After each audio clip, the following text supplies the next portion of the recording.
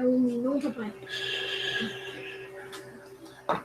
Boa noite, pessoal. Começando aí a nossa gravação da aula de hoje, vou botar aqui o slide da apresentação que eu fiz.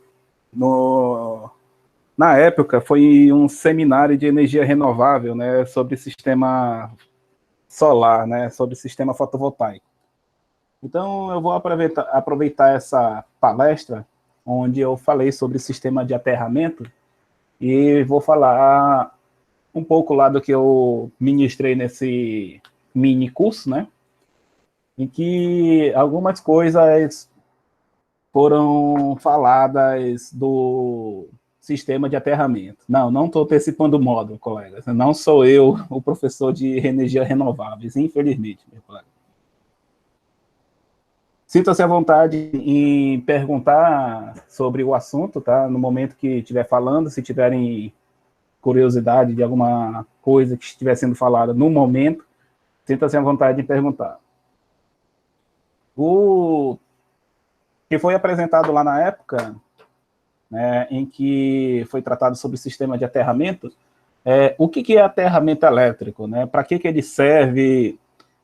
O pessoal fala muito sobre sistema de aterramento, mas, afinal de contas, né, o que é um sistema de aterramento, né? Qual é a função dele, né? Muitas pessoas pensam que é só colocar uma arte de aterramento lá no solo, está resolvido o problema. Às vezes, você só colocar uma arte de aterramento no solo não resolve o problema, na verdade, ele faz o contrário, ele piora o problema que já está acontecendo. Quais os objetivos? Normas vigentes e... Dentro das normas vigentes, né, tem a norma 5410 e a 5419, no qual falam sobre sistema de aterramento propriamente dito, né? A 15749, ela fala sobre as medidas de proteção às edificações em si. Falamos muito do sistema TN, TNS, TNC, a gente vai ver o que quer dizer essas letras, né? Não sei se os senhores já conhecem e sabem dizer exatamente o que é cada letra dessa e o que ela quer dizer, né? Então, se a gente tem dúvidas, a gente vai tirar essas dúvidas hoje.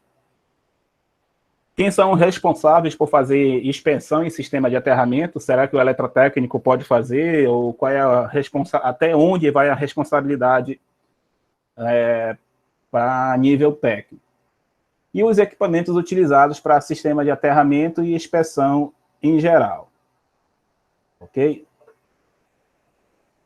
Aqui, não vou pular essa parte aqui de intervalo e prática, que foi uma coisa que eu apresentei, mas aqui eu vou trazer essas informações e vamos fazer as nossas considerações aí dessa apresentação.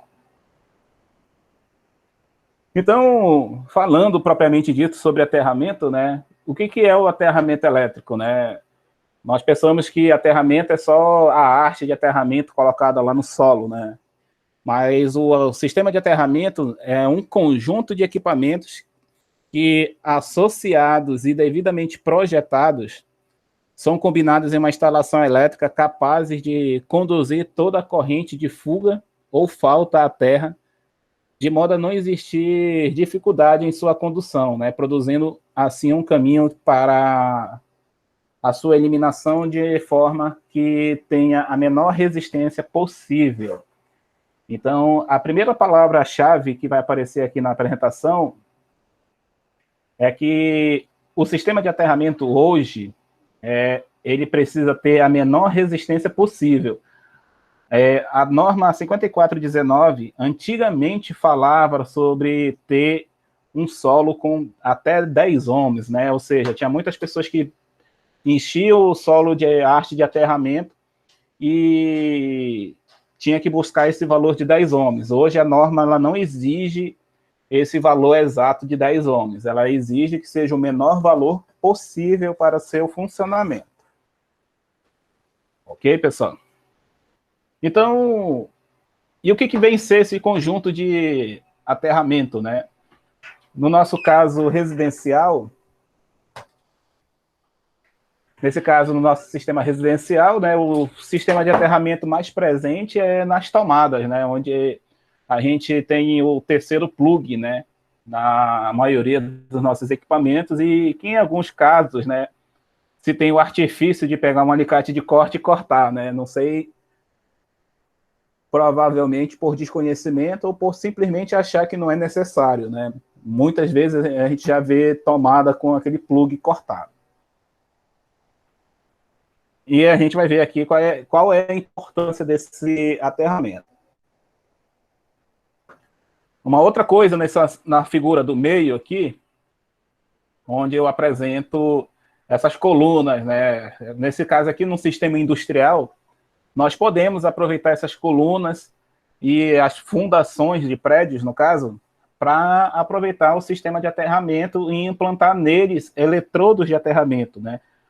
Porque nada melhor do que já ter todo o sistema de ferragem, toda uma armadura que esteja disponível à superfície do solo, né, enterrado no solo, desculpa, e que estejam todos de uma forma possível a captar a drenagem dessa corrente de fuga e direcionar ao aterramento. E nesses pontos de descida, né, o que a gente vai estar observando, né, é que a gente tem que ter acesso a essas hastes de aterramento para poder direcionar a nossa haste de aterramento, nossos cabos e fazer a inspeção quando necessário. E aqui nesse caso, senhores, o que o nosso projeto vai estar dizendo? Sempre adequadamente, da melhor forma possível, né? O melhor conjunto de cuidados, né? Ou seja, adequadamente projetado. O que vem ser um sistema de aterramento adequadamente projetado, né? Que é a observação que eu estou trazendo aí. Quem já viu essa situação aí?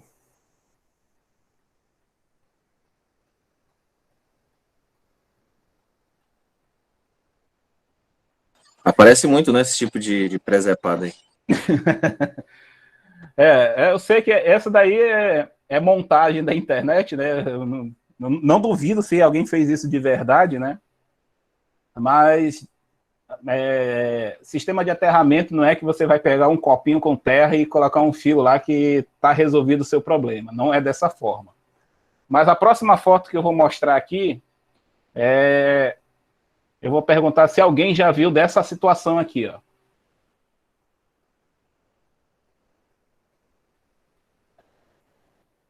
O que está sendo feito aí?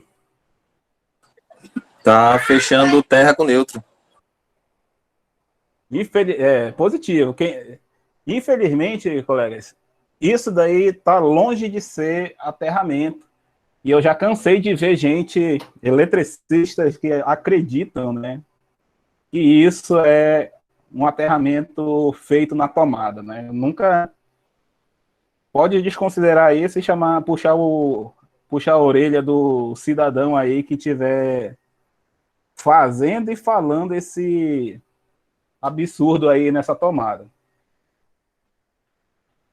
E também vai ser falado por que não pode fazer isso aqui, tá? O sistema de aterramento, primeiro, o único lugar, já antecipando o assunto, o único lugar que você vai pegar o neutro e juntar com terra é no quadro de distribuição. Num sistema industrial, né, a gente chama de QGBT, né, que é o quadro geral de baixa tensão. É lá que ele vai estar conectado ao neutro. E é o único lugar que você vai estar fazendo esse tipo de disposição. Neutro junto com terra, mas a partir dali do quadro de distribuição, você deriva, né? Você vai tirar um cabo para o neutro e um cabo para terra, e eles não podem mais se juntar depois. Se você juntar, igual como está sendo mostrado aqui nessa foto, você está eliminando o seu sistema de aterramento. Então, você está fazendo algo incompatível com o que a norma recomenda que você faça. Então, qual é a função do aterramento elétrico, né? O aterramento elétrico, ele deve atender a 3 principais funções. Vamos ver qual dessas 3 os senhores já conhecem. A primeira, né, que é a mais importante, né, proteger os usuários de equipamento contra descargas atmosféricas, provendo um caminho alternativo sem resistência para o escoamento dessa corrente. Então, qual é o primeiro ponto do sistema de aterramento? Qual a função dele, né?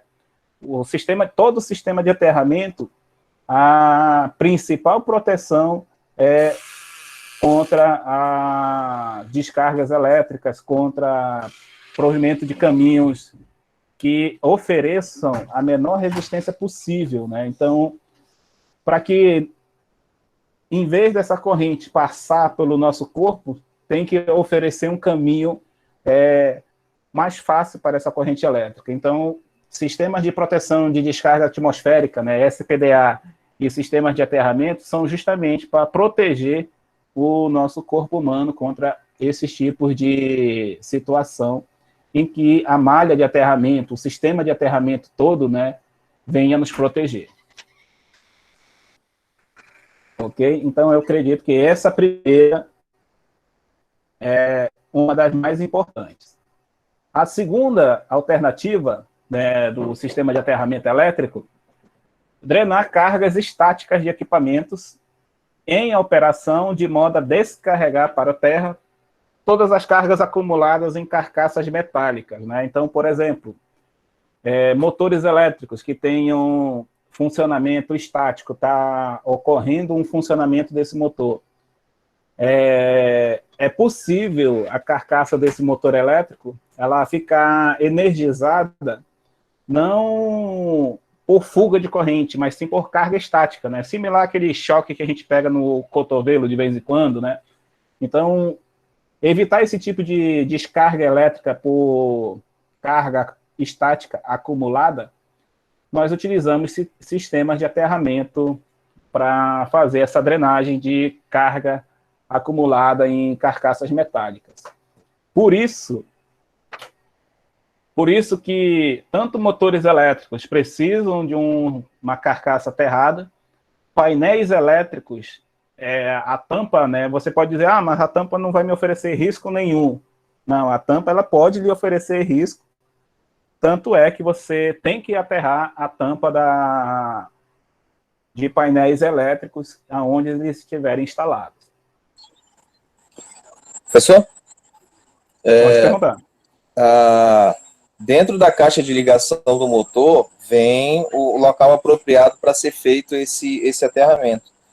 Nesse motor que está mostrando aí, ele está sendo feito por fora.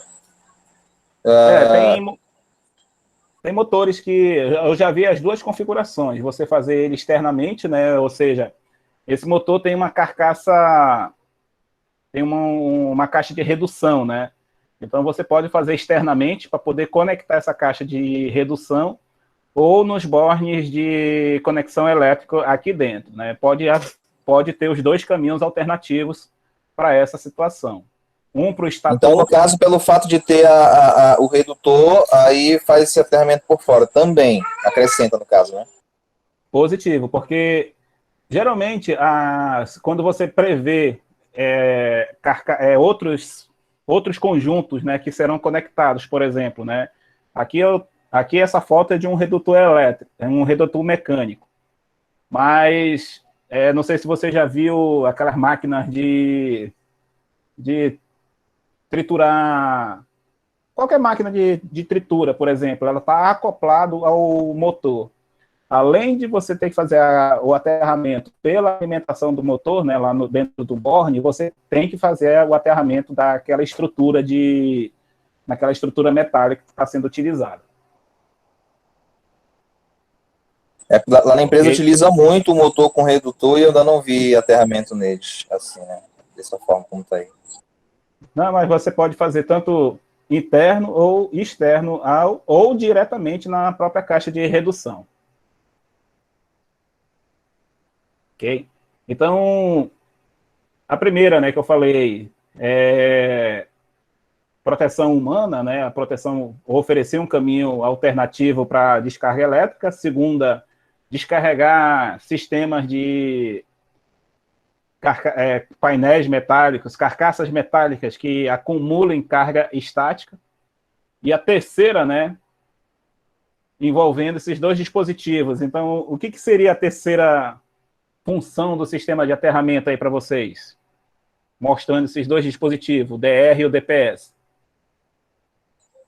DPS, né? Na verdade, todos dois. A terceira função do sistema de aterramento, facilitar o funcionamento dos dispositivos de proteção através da corrente desviada para o terra. Então, o DPS já é mais natural a gente saber que precisa de um sistema de aterramento, né? Precisa ter o DPS, um aterramento para o DPS funcionar. E o DR? Eu preciso de aterramento para o DR funcionar ou não?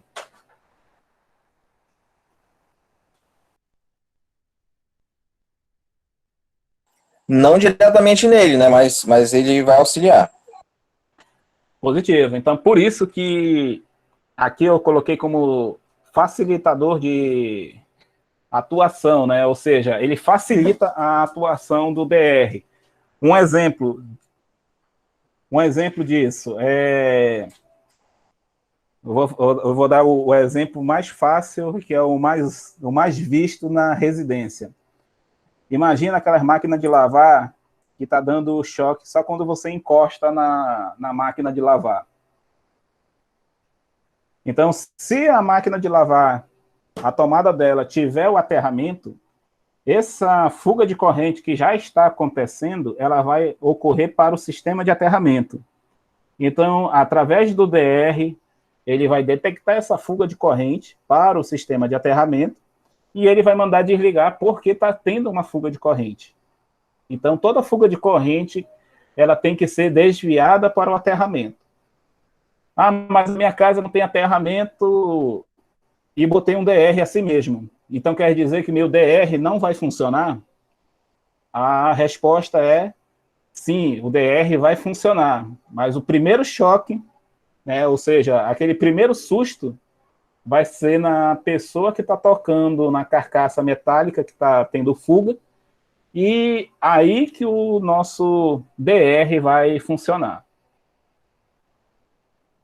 Então, quem é que funcionou como sistema de aterramento, né? Quem funcionou como um condutor elétrico, por DR funcionar num sistema que está faltando aterramento? No caso, o corpo humano. Então, por isso que o sistema de aterramento, primeiro, ele protege a vida humana, né? Ele protege o nosso corpo humano contra descargas elétricas. Em vez de sermos nós o condutor elétrico, se tiver um sistema de aterramento, quem vai ser o condutor elétrico vai ser aquele condutor de aterramento que está conectado ao equipamento. Segundo, se você tiver DR, ele vai funcionar do jeito correto, ou seja, de uma forma mais precisa, e não vai depender de um corpo humano para fazer essa descarga elétrica, né? Ele já vai fazer essa descarga elétrica direto no sistema de aterramento, e o DR vai conseguir detectar essa fuga de corrente. Ok? Então, essas são as três funções, né? Eu acredito que se vocês sabiam dessas três funções, ou conheciam indiretamente, ou já faziam, de certa forma, para os colegas que já trabalham na área, essas são as três principais funções ou indicações, né, da necessidade de um sistema de aterramento. Né? Não sei se alguém aqui não conhecia ou discorda, né? Pode se sentir à vontade aí em comentar. Né? Eu acredito que essas são as três principais funções de um sistema de aterramento. Alguém aqui não conhecia dessa forma como eu estou apresentando aqui?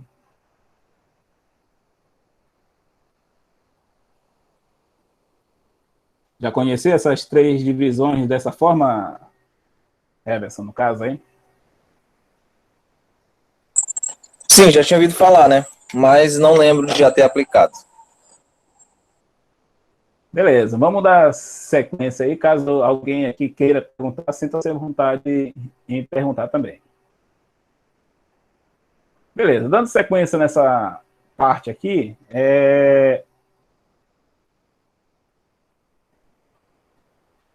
quais são os objetivos, né, para um sistema de aterramento? Para que todas as funções citadas sejam alcançadas, né, o sistema de aterramento deve objetivar as seguintes metas: manter a integridade física do homem, né, que é a primeira indicação do sistema de aterramento. Segundo, apresentar um valor de resistência significativamente baixo para que haja atuação dos dispositivos de proteção. Quando você instala um sistema de aterramento, você tem que garantir que aquele valor de aterramento, né, que você vai conseguir medindo através de equipamentos específicos para isso, são necessários que você faça medidas e análise desse sistema de aterramento para que as nossas proteções possam estar atuando. E terceira meta, descarregar cargas eletrostáticas, né, de carcaças de objetos e equipamentos, como ocorre em motores elétricos e discos de HD, através da ligação efetiva entre malha de aterramentos e os equipamentos. Quem é que faz essa ligação efetiva? É aquele terceiro pino das tomadas, né, em que você não deve usar aqueles adaptadores, né, que coloca e aquele adaptador fica como se fosse transformar uma tomada de 3 pinos só para 2, né? Ou isso quando a gente dá a solução bonita, né, por aí, né, quando a gente vê essa solução. Isso quando os nossos clientes, infelizmente, né, pegam o alicate e corta literalmente aquele terceiro pino, né, aquele terceiro plug da tomada. Quem garante essa total conexão é justamente aquele terceiro pino da tomada ou outros métodos, né?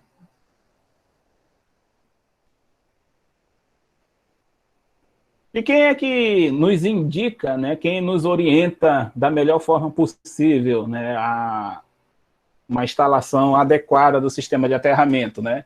São as normas vigentes, né? E essas normas são todas da ABNT, né, que é a Associação Brasileira de Normas Técnicas. Entre elas, a 5410, né, que é a principal que a gente viu no decorrer do nosso módulo. 5419 e 15749, elas falam sobre descarga de sistemas de aterramento, SPDA e proteção elétrica em geral. Na nossa 5410, né, existe um item específico, né, eu estou dizendo um, mas são vários itens dentro dele, né, que diz o seguinte: instalações elétricas de baixa tensão, a norma apresenta os seguintes esquemas, né, os seguintes tópicos. O 4222, esquemas de aterramento, que aí fala sobre esquema de aterramento TN, TNC, TNS, que a gente vai já ver daqui a pouco. Fala sobre o 641 e 642, o aterramento propriamente dito, né, sobre o que é o eletrodo de aterramento, né. O eletrodo de aterramento, senhores, não é só a haste conectada lá no chão. Aquele cabo que vocês já devem ter visto em campo, aquele cabo que conecta uma haste com a outra, ele faz parte do conjunto de eletrodos. Então, o eletrodo de aterramento não é só uma haste de aterramento, 2 hastes de aterramento, 3, quantas tiverem lá. O eletrodo de aterramento é o conjunto todo. Uma pergunta que eu faço: se vocês fizerem uma malha de aterramento num lugar e você fizer a malha de aterramento em outro, eu posso deixar dessa forma? Sem conectar uma malha com a outra? Lá onde a gente está fazendo, eles pediram para conectar tudo lá, professor. Pois Lá é. são 3 malhas lá que a gente está fazendo.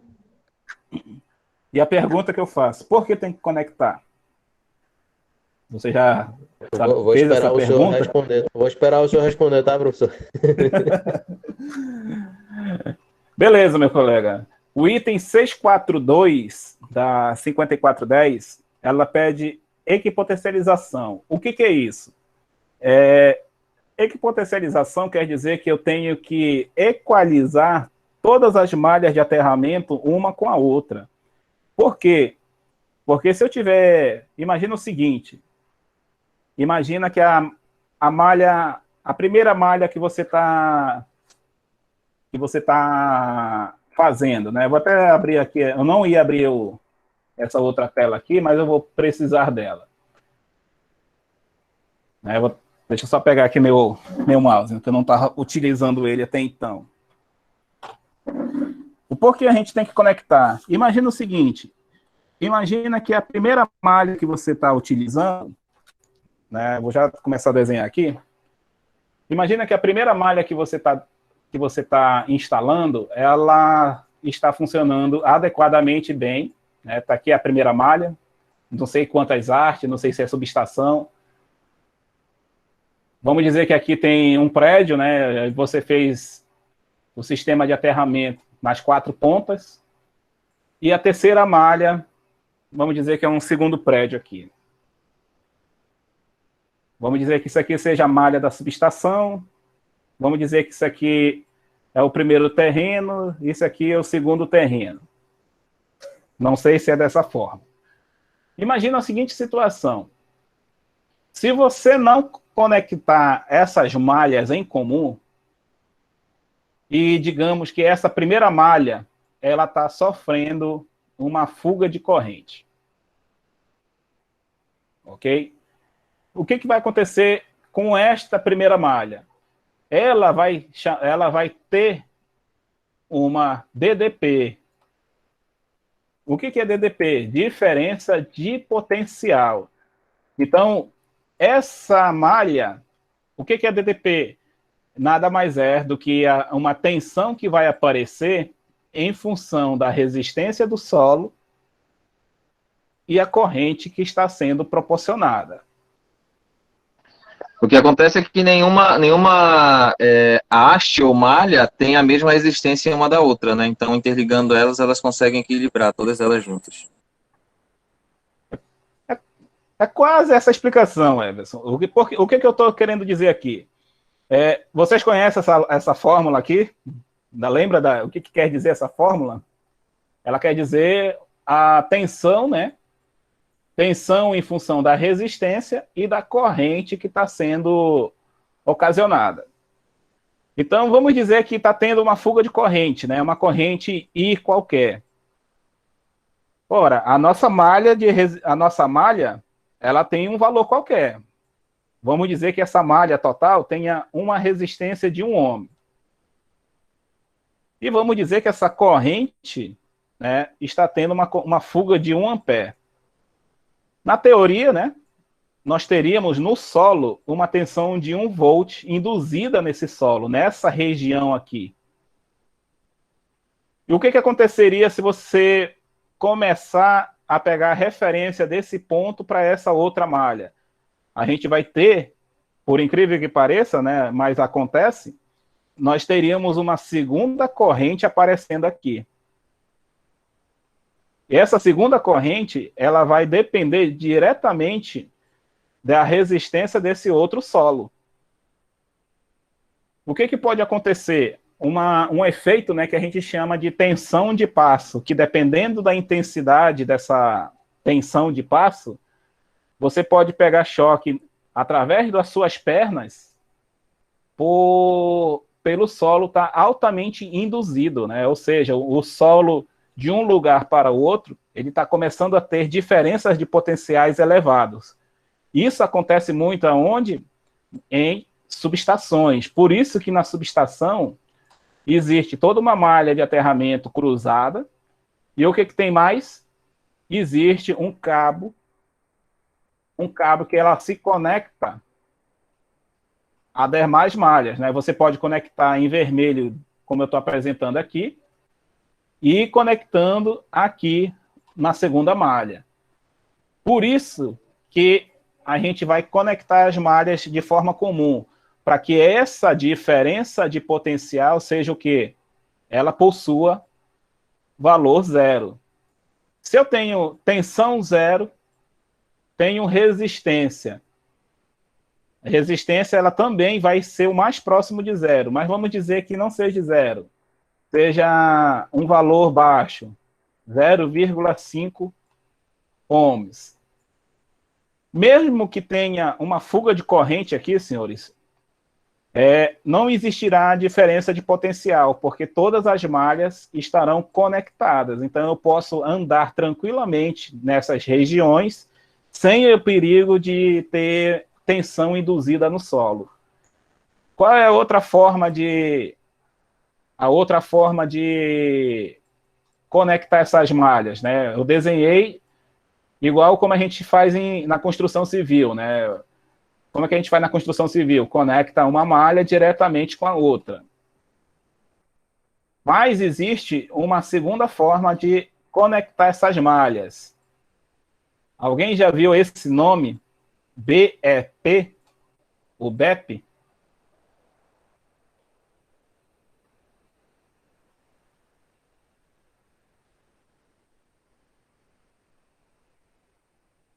Alguém já viu esse tipo de nome? O BEP nada mais é, senhores, do que um barramento que fica centralizado. E esse barramento, ele vai igualar todos os potenciais de todos os pontos de aterramento. Ou seja, é um barramento de equipotencialização. Ele tem que ter a malha de aterramento conectada da subestação nesse barramento, um cabo de aterramento vindo da malha da torre 1, né, ou do terreno 1. Tem que ter um cabo vindo da malha de aterramento do terreno 2. Para quem trabalha em sistema predial, as tubulações do sistema de incêndio, as tubulações do sistema de gás. O que mais? O neutro da rede elétrica. Tudo isso daí tem que estar conectado nesse barramento de equipotencialização. Então, o barramento de equipotencialização é o barramento que vai centrar todas as malhas de aterramento e ele me garante que essa DDP de um terreno para o outro seja o mais próximo possível de zero, né? Por que eu estou dizendo o mais próximo possível de zero? Porque zero a gente não vai conseguir toda vez. Por quê? Porque aí vai entrar o comentário que o meu colega Everson falou. Existe uma resistência nessa malha da subestação que tem um valor, a malha do terreno 1 vai ter outro valor, a malha do terreno 3 vai ter outro valor. Então, pode existir um valor de DDP, mas ele vai ser tão baixo que a gente pode considerar ele como valor zero. Então, o objetivo do barramento de equipotencialização é garantir que essas diferenças de potenciais de um terreno para o outro seja zero. Então, por mais que você tente medir a diferença daqui para cá, né, quantos volts está dando de um terreno para o outro, né, vamos dizer assim, a diferença vai tender para o zero. Por que vai tender para o zero? Porque a malha está conectada nesse barramento e a outra malha também está conectada nesse mesmo barramento. Pontos em comum fazendo medida, eles vão dar o mesmo valor, basicamente. Então, respondendo a curiosidade aí do Rodrigo, né? Por que a gente tem que conectar? Para evitar justamente o surgimento dessas correntes pelo solo. E essas correntes, quando elas surgem, né, por não estarem conectadas, né, elas são correntes de valores elevados e podem ser fatal e bem perigoso se você tiver uma malha de aterramento que não uma malha de aterramento que não esteja conectada entre si.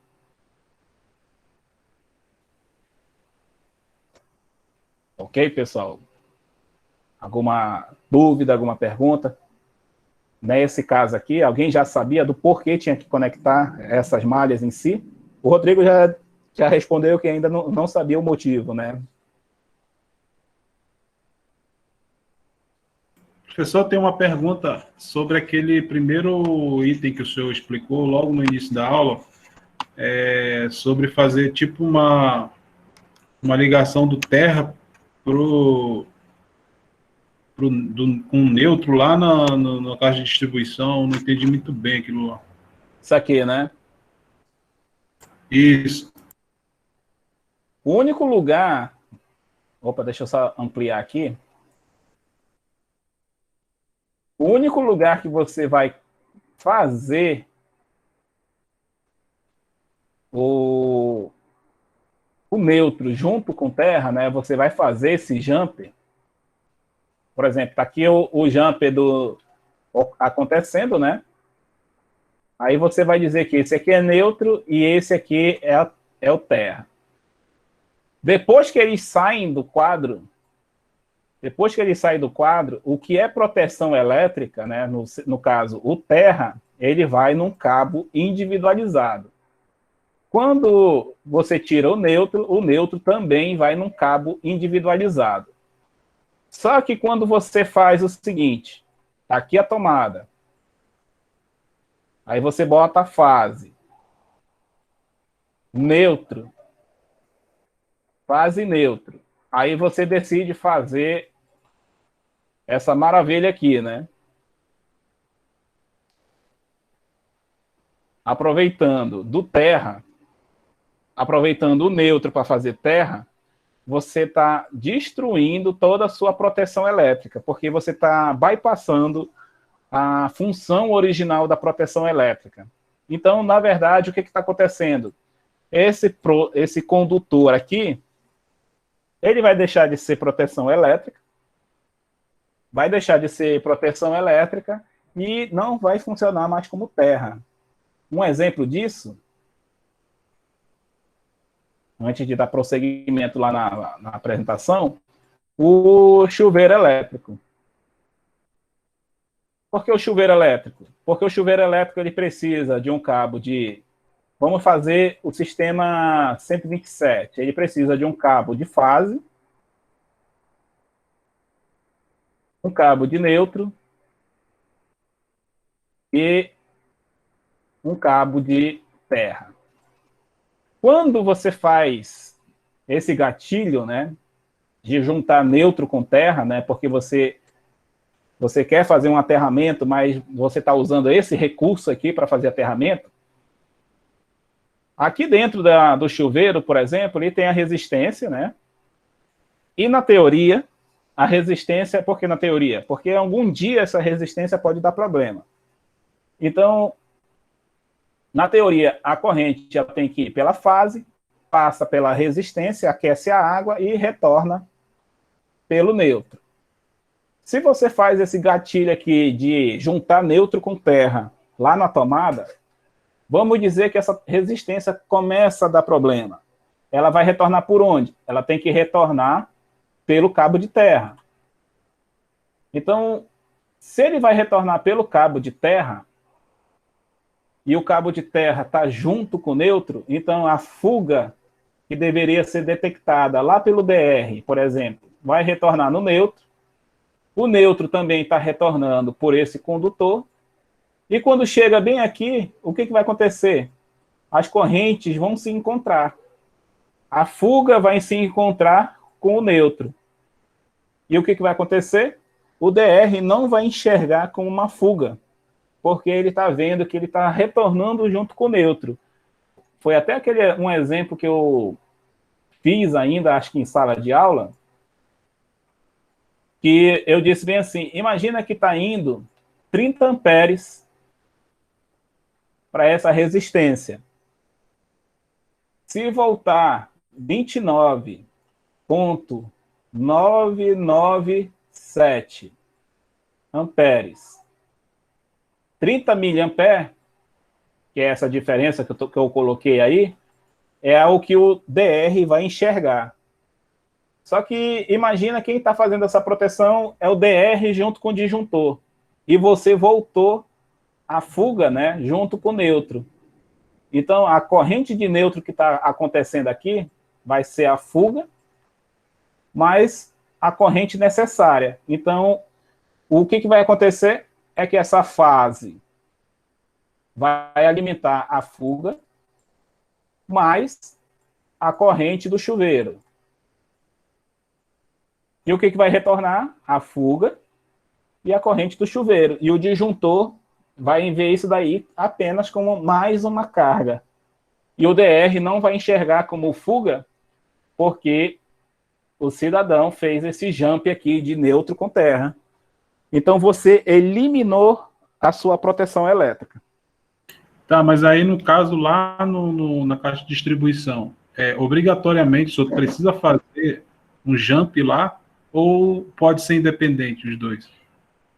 Você quer ver um exemplo onde já está jumpeado e a gente usa todo dia? Alguém tem ideia do pessoal que já trabalha na área?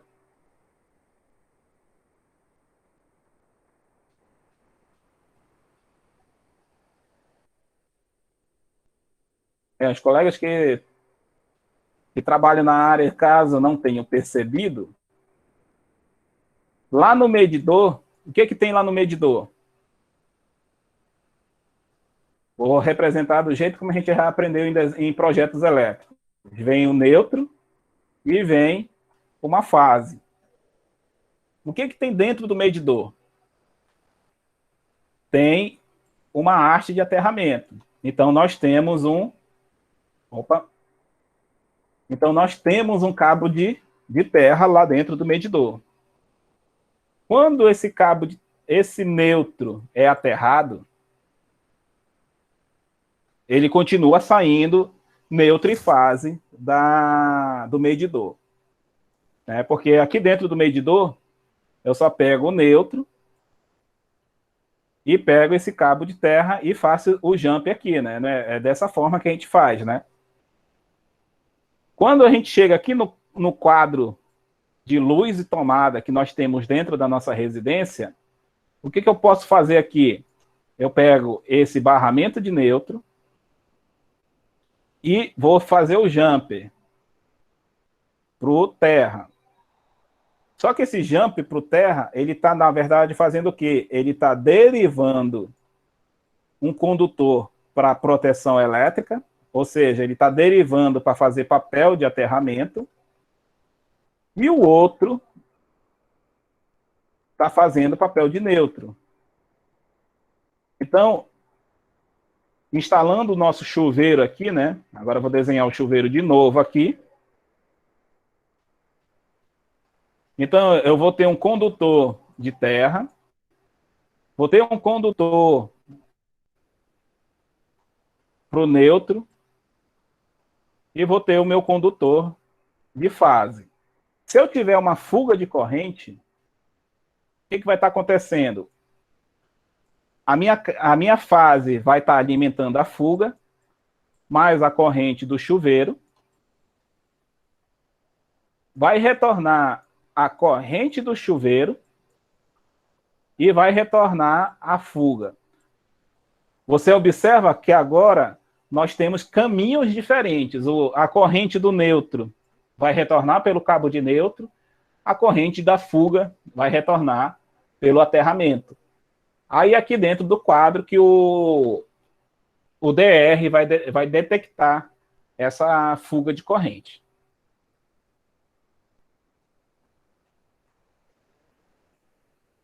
Aí vocês vão perguntar, tá, professor, mas e aonde que a malha de aterramento vai aparecer aí? Pergunto de vocês, pode usar o aterramento, o medidor, como aterramento da casa?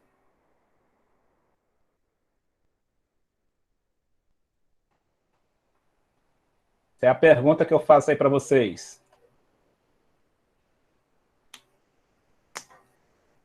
Quem se candidata aí a responder? Por que não? Agora a segunda pergunta.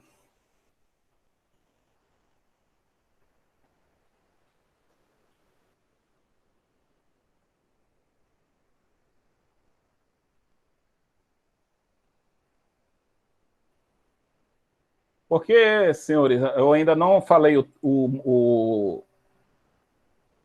eu não falei da questão das funções, mas esse neutro, esse terra do medidor,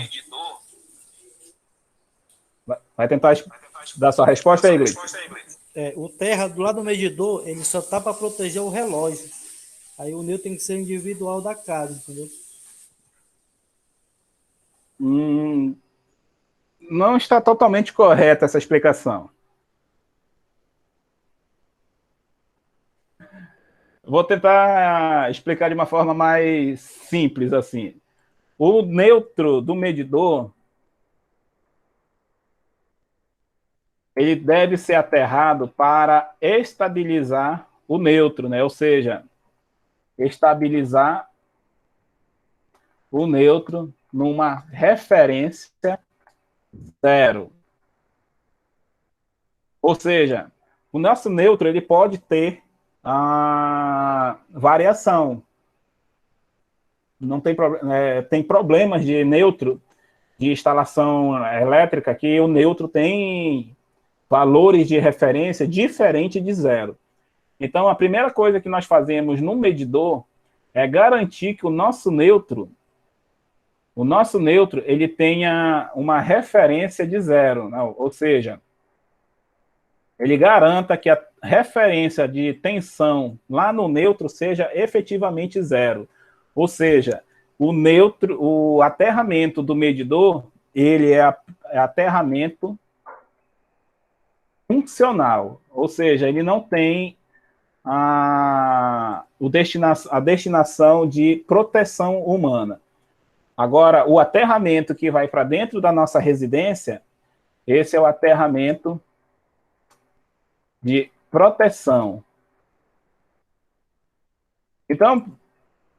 Então a resposta que eu melhor indico, você tem que fazer a haste de aterramento lá no medidor e você tem que fazer a sua malha de aterramento dentro da sua casa ou lá dentro do seu terreno, onde você melhor achar onde vai fazer, e levar esse aterramento para o quadro de distribuição. Essa é a forma adequada de fazer um sistema de aterramento de proteção. O funcional é o do medidor. Para proteção, nós temos que ter uma malha de aterramento teoricamente independente, né? Mas como você tem o neutro aterrado e você vai conectar esse neutro lá dentro do quadro, você tem um sistema de TNCS, e que a gente vai já ver o porquê ele recebe esse nome. Então, sim, a resposta da pergunta, precisa ter um aterramento para o medidor e você precisa fazer a malha de aterramento para a sua residência.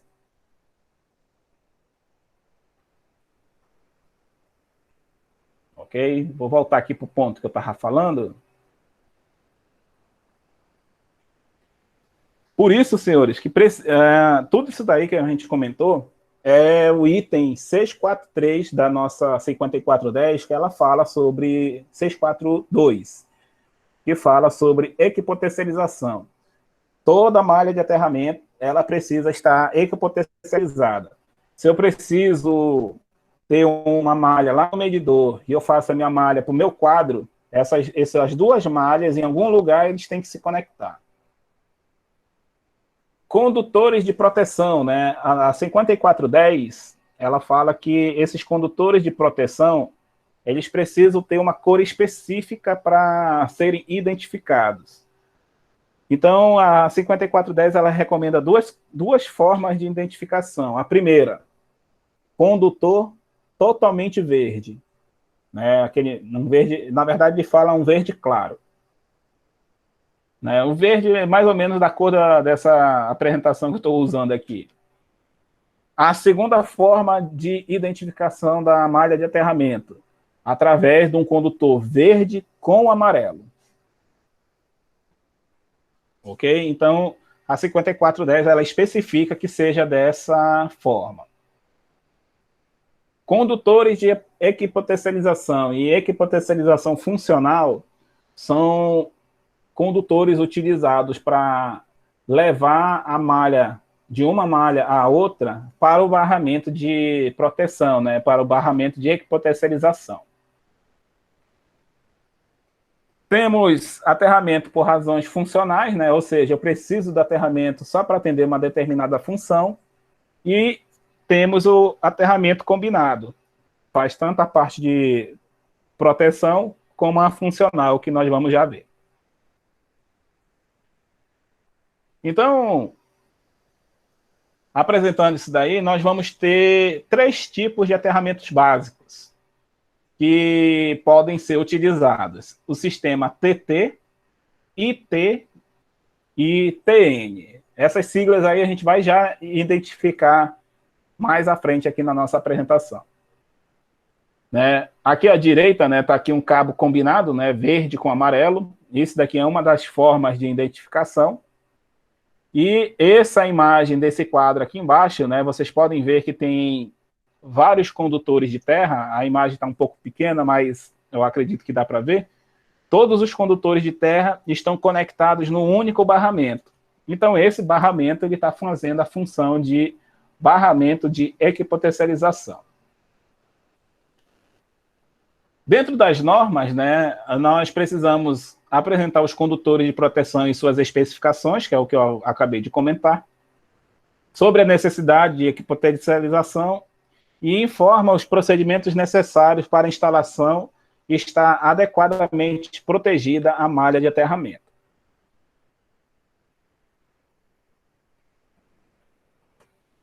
Falando da 5419, né? A 5419 ela é voltada principalmente para sistemas de proteção contra descargas atmosféricas.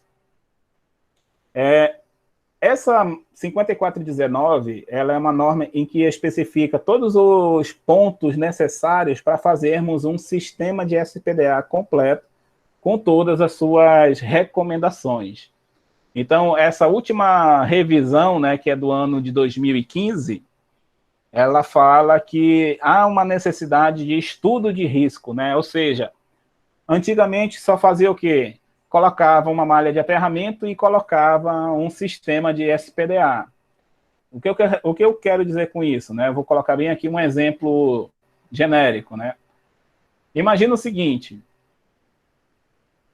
Imagina que você fez um sistema de SPDA nesse prédio, porém tem um segundo prédio ao lado, né? Um segundo prédio mais alto que o seu.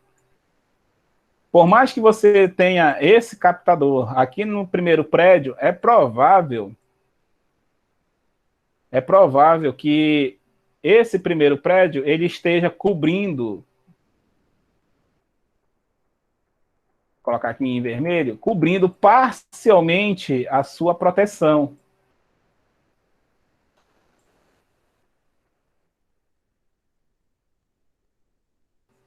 Ele vai estar protegendo desta forma aqui, ó.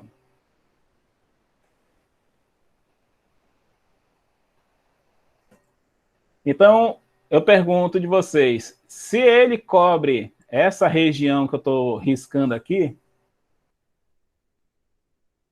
dependendo do estudo de risco, essa proteção em vermelho, bem aqui, ó, ela está protegida pelo sistema de para-raio do prédio ao lado. Então, eu preciso fazer um sistema de aterramento complementar para o meu, né, para que eu venha fazer essa proteção individualizada. Para que eu venha ter uma proteção completa. Ou eu direciono um sistema de prevenção para as necessidades que eu tenho da minha malha de aterramento. Um segundo caso.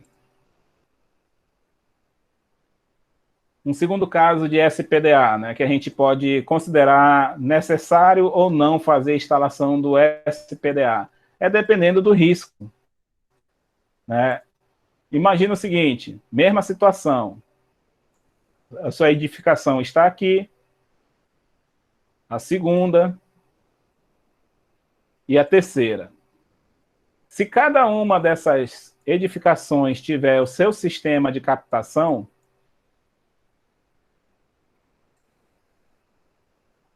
se cada uma tiver o seu sistema de captação, provavelmente,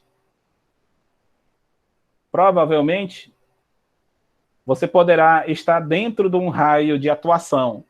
Ou seja, é mais provável essa atuação ocorrer em um dos captadores ao lado do que você ser o seu próprio captador e, na verdade, você que vai estar fazendo a proteção dos demais. Então, quem é que vai determinar isso? Os estudos de proteção que a 5419 ela está recomendando, né? Ou seja, deve ser feito uma análise prédio a prédio de tudo que tem dentro desse prédio, do que é necessário e se realmente há uma necessidade de você fazer esse estudo para determinar qual é a melhor forma de proteção para o nosso sistema de SPDA. Detalhe, vou até voltar aqui para o desenho. SPDA, senhores, é diferente de malha de aterramento. Por quê? Porque quando a gente fala malha de aterramento, são os eletrodos que ficam aqui no solo. Vou desenhar só 3 porque ficou grande aqui o desenho. Mas imagina que está aqui a estrutura.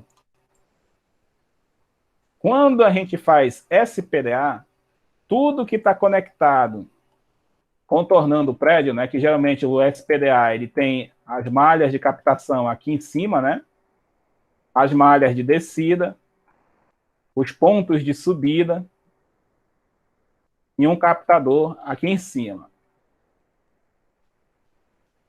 Quando a gente vai fazer uma análise de SPDA, nós temos que garantir a continuidade daqui de baixo até aqui em cima, de todos os pontos de apresentação dessa SPDA. Então, quando a gente fala sistema de proteção de descargas atmosféricas, e quando nós falamos de sistema de aterramento, nós estamos falando de 2 sistemas diferentes. Quando a gente fala, eu vou fazer um SPDA, né? Por exemplo, tem muita gente que fala SPDA se referindo ao que está fazendo lá no solo, né? Eu vou fazer um SPDA, ou seja, estou colocando as hastes de aterramento, mas na verdade a gente está falando aterramento. SPDA é quando a gente está falando dessas hastes que vêm de lá do topo do prédio e fazem a sua conexão ao captador. Ok, pessoal? Tomar cuidado com essa diferença aí. Se por acaso alguém fazia essa confusão, tá? Aterramento, estamos falando do solo. Quando a gente falar de SPDA, nós estamos falando da estrutura do prédio. E uma observação importante. SPDA também tem a sua resistência particular. O aterramento tem a sua resistência também particular. Ambos possuem valores diferentes. Como que eu vou medir esses valores? Como que eu determino? Primeira coisa, bem aqui embaixo, pessoal, não sei se quem trabalha na área já viu, mas eu vou tentar desenhar, eu não sou muito bom de desenho, principalmente no mouse aqui, mas digamos aqui, você tem uma malha de aterramento, uma haste aqui embaixo. Sobe o cabo, você tem que ter uma caixa de inspeção em que é possível você desconectar o cabo de SPDA. O SPDA está bem aqui, fazendo a descida. Eu quero inspecionar o SPDA. Eu tiro o jumper que existe aqui dentro. Eu não sei se os senhores que já trabalham na área já viram esse tipo de caixa de inspeção para sistema de SPDA. Lá na usina,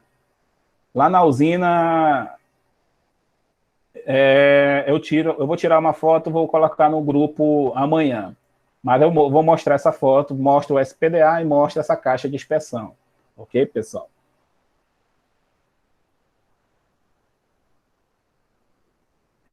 E beleza, né? E aquele velho ditado, né, que todo eletricista ouve, né? A resistência de aterramento tem que ter um valor de 10 ohms. Isso não existe mais na 5419. Então, aquele ditado de dizer assim, eu tenho que ter 10 ohms na malha de aterramento, isso não existe mais. Então, se não existe mais, né, o que eu vou recomendar aqui para vocês? Né? Eu vou escrever bem aqui para ficar na ciência dos senhores. A NBR 5419 de 2015 retirou de seu texto a referência de 10 ohms para resistência do solo. Ok? Então, não existe mais esse negócio, tem que ter 10 ohms. Porém, né, o que a gente vai utilizar, né? Utiliza-se a referência da concessionária de energia local. No nosso caso, Amazonas Energia. O que a Amazonas Energia pede, tanto em projeto de subestação como projeto para edificações? A Amazonas Energia recomenda, nas normas internas, o valor de 25 ohms. E isso aqui, pessoal, é só uma referência que a Amazonas Energia utiliza. Então, a norma de 10 ohms foi retirado da ABNT, né, da norma brasileira a Associação Brasileira de Normas Técnicas. Ela tirou essa referência de 10 ohms. Porém, a nossa concessionária local, ela adotou o valor de 25 ohms como um valor aceitável de resistência de aterramento do solo.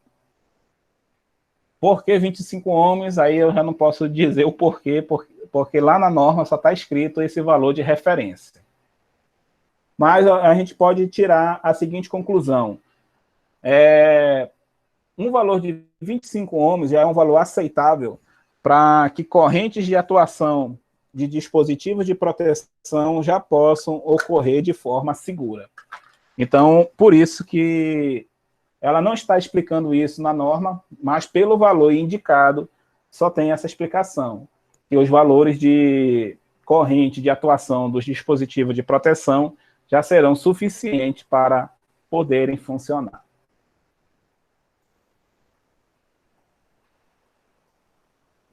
Dando prosseguimento, né, a 15749, ela também fala sobre medição de resistência de aterramento, né, e superfícies do solo. Essa norma eu tenho disponível aqui para mostrar para vocês, e ela comenta, né, sobre alguns cuidados que devem ter para medição de aterramento e os seus procedimentos, né.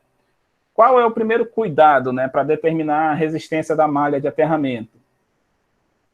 Você, por exemplo, eu quero medir essa malha, que está aqui do lado esquerdo. Ela mostra o procedimento que você se afasta para colocar o primeiro captor e o segundo captor de um medidor de resistência, no caso, um termômetro. Por que eu não posso medir muito próximo da malha?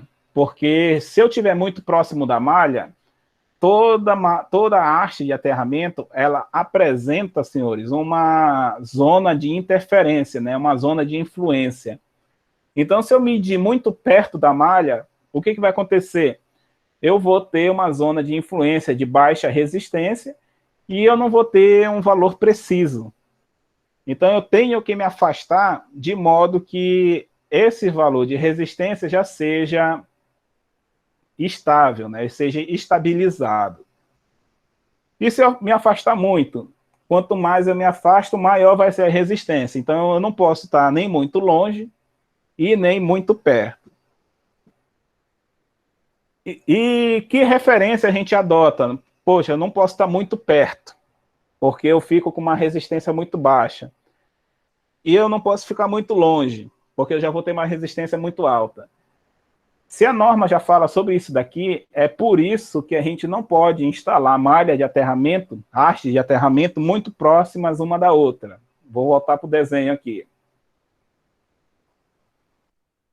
Porque eu não posso instalar, por exemplo, aqui a primeira haste. Aqui é a primeira haste. Essa haste tem 2,40 metros. Para os senhores que já trabalham aí na área, sabem que qual é a distância da próxima haste de aterramento?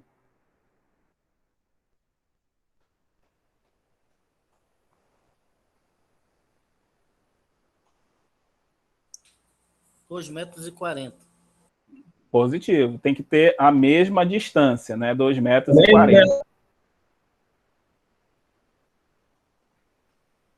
Tem que ter a mesma distância. Por quê? Por causa daquele gráfico que eu apresentei agora há pouco para vocês. Se eu estiver muito perto, eu tenho resistências muito baixas e que não vai ter muita influência eu colocar mais hastes. Se eu tiver muito longe, né, eu já vou ter resistências elevadas. Então, por exemplo, eu instalei a 3 metros. Né, eu fiz uma instalação de 3 metros uma da outra, mas a minha haste só tem 2,40 metros. Vai ter uma área de influência de 20 centímetros, né, porque a haste tem 2,40 metros. Eu instalei a 3 de distância, eu vou ter uma área em que eu vou apresentar uma resistência elevada. Ela vai apresentar um valor mais elevado. Então, eu não posso fazer essa instalação de uma haste para outra muito distante, porque eu começo a ter resistências elevadas. Se eu tiver resistência, uma haste perto da outra, eu já tenho valores muito baixos e que não faz sentido eu colocar mais hastes. Então, a distância recomendada de uma haste para outra é o seu próprio tamanho. Porque quando a influência de uma, que vamos dizer, a influência dela está aqui. A próxima, a influência dela está interagindo com a próxima, nessa distância igual de uma haste para outra. Se eu faço, vamos dizer, por exemplo, aqui a haste de 2,40 metros. E eu instalei a próxima a 1 metro.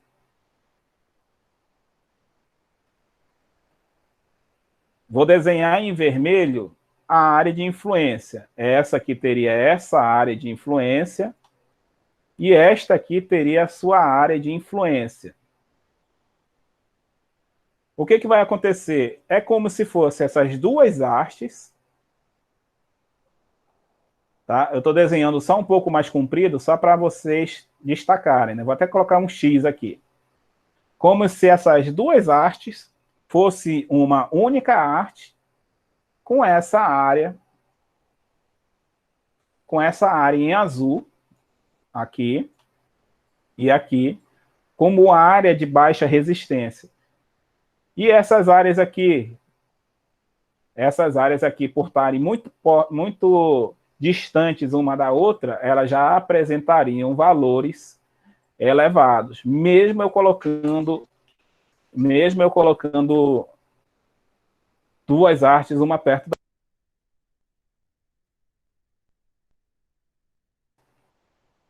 Entendido, pessoal? Então, Por que eu não posso colocar uma haste perto da outra? Porque eu não estou acrescentando a haste, na verdade, eu estou só piorando o problema.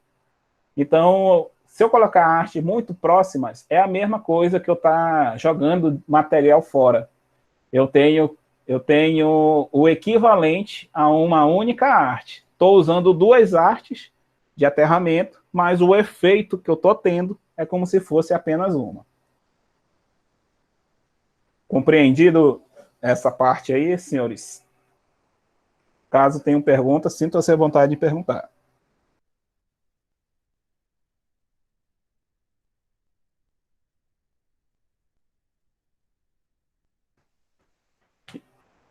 E quando eu tenho hastes de aterramento muito afastadas umas das outras, se eu tiver hastes de aterramento muito afastadas, eu vou começar a ter problemas de resistência elevada da minha malha de aterramento. Por isso que a 15749, ela diz que tem que ter essas distâncias ideais de afastamento.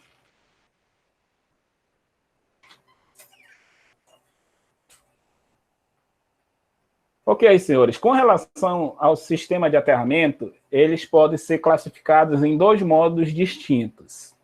Proteção, que no caso aqui funcionam para levar um referencial de terra às massas dos equipamentos e a outros condutores estranhos, proporcionando às correntes de falta um caminho de baixa impedância. Quer dizer o quê? Imagina que uma fase encostou numa carcaça de um motor elétrico. O que tem que acontecer? O meu disjuntor tem que proteger os meus condutores, né, que é o que a gente viu no decorrer do módulo, e esses disjuntores têm que atuar porque eles detectaram uma fuga, né? Está tendo uma falha de aterramento, né? Ou de isolação elétrica, na verdade, e quem vai proporcionar esse caminho de proteção? O nosso sistema de aterramento através do condutor de proteção elétrica. E o funcional, né? Esse tem por objetivo estabilizar a tensão do sistema através da ligação de um dos condutores vivos.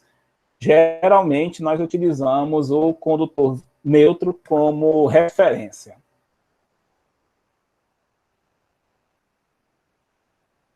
Agora, vamos ver o que quer dizer, né?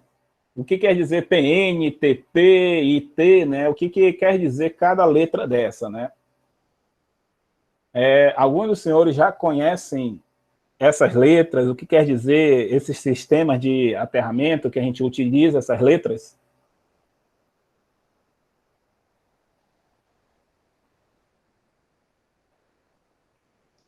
Se não conhece, a gente vai conhecer agora. E a primeira letra, né, que a gente utiliza, né, por exemplo, vamos utilizar um sistema TNS. Sistema TNS quer dizer que a primeira letra está dizendo que como que indica a situação da alimentação em relação ao terra, né? Ou seja, se tiver T, quer dizer que ele está diretamente aterrado.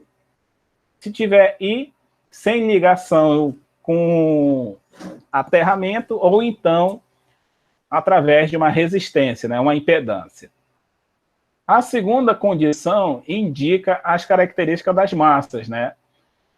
Nesse caso, se tiver T, massa diretamente aterrada, ou N, massa sem aterramento próprio, porém, utiliza o aterramento da fonte. Então, vamos ver o que quer dizer o sistema TN, né? O sistema TN é um sistema onde o terra está diretamente aterrado e a massa não. Só que essa massa está utilizando um condutor de aterramento. Então, quer dizer que, por exemplo, esse eletrodoméstico, ele não tem um aterramento direto nele, porém, existe um condutor de terra, né? No caso aqui, um condutor de proteção elétrica. Esse condutor pode ser comum com neutro, né?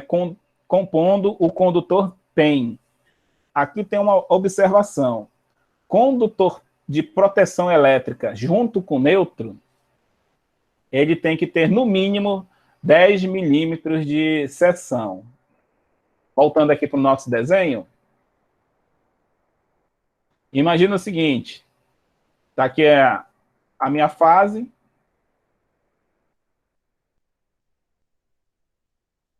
aqui o meu neutro, a minha malha de aterramento está aterrando esse neutro. Só tirar aqui que eu acabei errando a posição da malha. Está aqui o neutro. E a minha malha de aterramento, pessoal, está bem aqui, ó.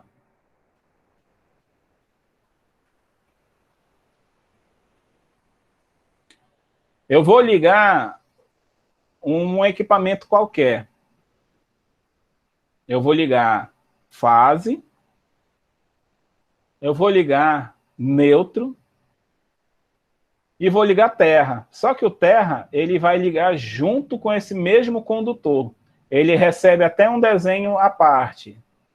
Ele recebe um T com uma bolinha aqui, ó. E recebe o nome PEN.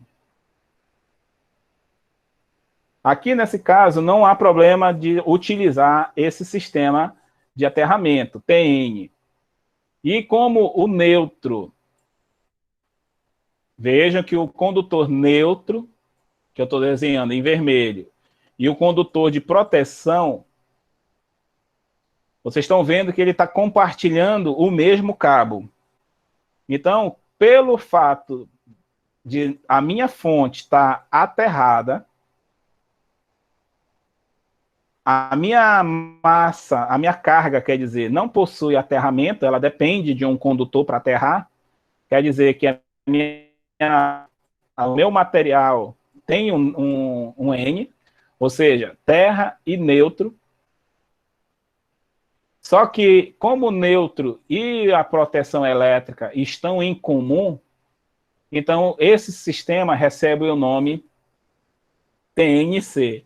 Quer dizer que neutro e aterramento, né, no caso, né, a proteção elétrica, eles possuem o mesmo condutor. Aqui, pessoal, que eu chamo a atenção. Para isso aqui funcionar, esse condutor de neutro, ele precisa ter, no mínimo, 10 milímetros.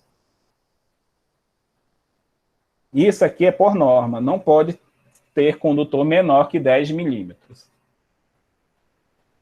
Aonde que a gente vê isso daqui? O nosso quadro de medidor.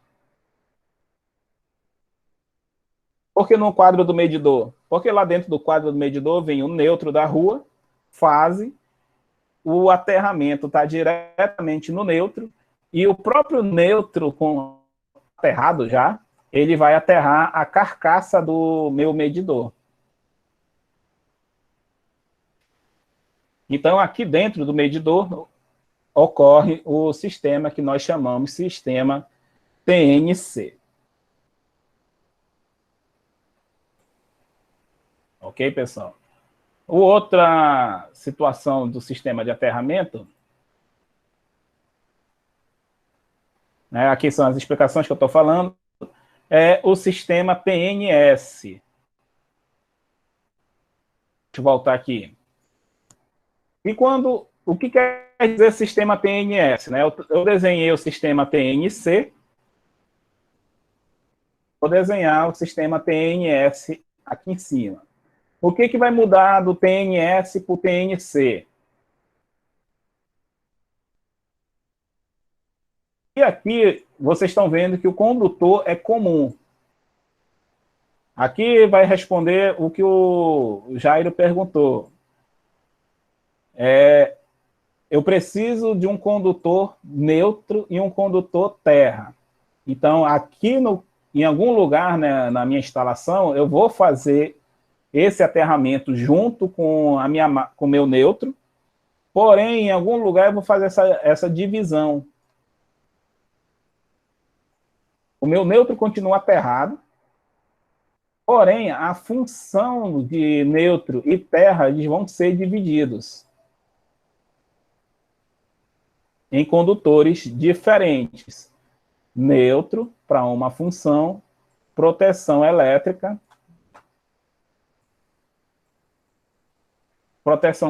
para o outro. Ah, professor, mas o ponto em comum continua. Vocês podem perguntar isso. O ponto em comum continua. Mas isso daqui vai acontecer, pessoal, dentro de um quadro de medição, de distribuição. Então, saiu do quadro de distribuição, eu vou ter fase, vou ter meu condutor de neutro e vou ter meu condutor de terra. Por isso que eu falei para vocês que o aterramento do medidor não é o aterramento da casa. Esse aterramento que eu estou mostrando aqui para vocês é um aterramento separado, é um aterramento lá da sua residência. Então, esse sistema que eu estou apresentando, onde em um determinado ponto o meu sistema começa junto com o neutro, mas ele se separa, aqui nesse caso, é um sistema TNS. É um neutro separado da proteção elétrica. Porém, senhores, pode acontecer a seguinte situação. Eu não tenho um sistema de aterramento, né? Vamos dizer o seguinte, o cidadão decidiu aproveitar que aqui dentro do medidor tem neutro, fase, aí ele não fez a malha de aterramento, mas está utilizando aquela regra do condutor de 10 milímetros. A instalação dele tem um condutor de 10 milímetros, que é o exigido pelo TNC. Então, ele aterrou neutro aqui dentro.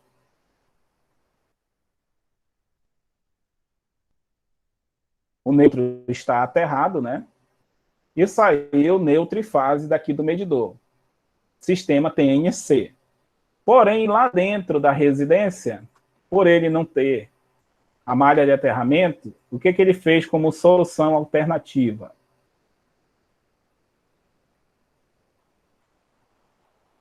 O que ele fez como solução alternativa? Separou neutro e separou proteção elétrica nessas condições. E aqui ele saiu com um quadro somente proteção elétrica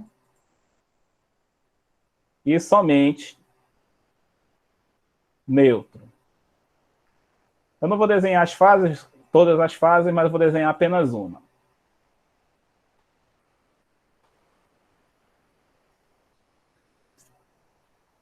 Olhando dessa linha vermelha que eu estou indicando aqui para a direita, o que eu tenho aqui? Eu tenho o nosso sistema TNS, né? Porque o meu neutro lá dentro do quadro, ele está se dividindo para fazer proteção elétrica separado do neutro. Olhando o meu medidor do lado esquerdo, eu estou com o sistema TNC, porque eu estou com o cabo aterrado, mas o neutro fazendo papel de proteção elétrica junto com a sua função de neutro. Então, se eu tenho TNC numa parte, TNS na outra, nós temos o que a gente chama de sistema conjugado. Sistema TNCS.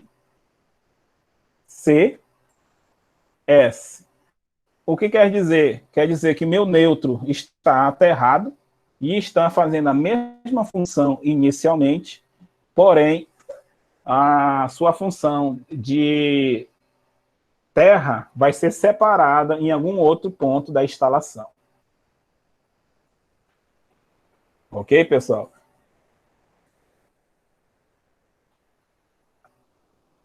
Nesse caso aqui, pessoal, eu apresento como está escrito na norma, né? Ele apresenta o condutor PEN, né? Começa neutro e terra juntos, fazendo a mesma função, e depois eles separam em condutores separados, condutores distintos, né? Aí aqui, pessoal, tem o item 64343, cita que quando o condutor PEN, ou seja, proteção elétrica e neutro, estiverem separados, estes não devem ser unidos em nenhum ponto da instalação. Então, aqui justifica o porquê a instalação elétrica não pode ter tomada em algum lugar fazendo neutro derivando para o terra, né? Achando que você está resolvendo o seu problema, derivando neutro para fazer função de terra. Ok, pessoal? Alguém teria alguma pergunta?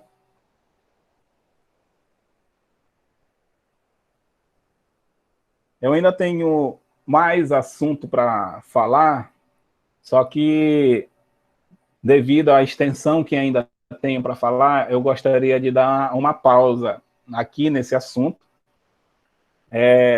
Vou finalizar a gravação daqui.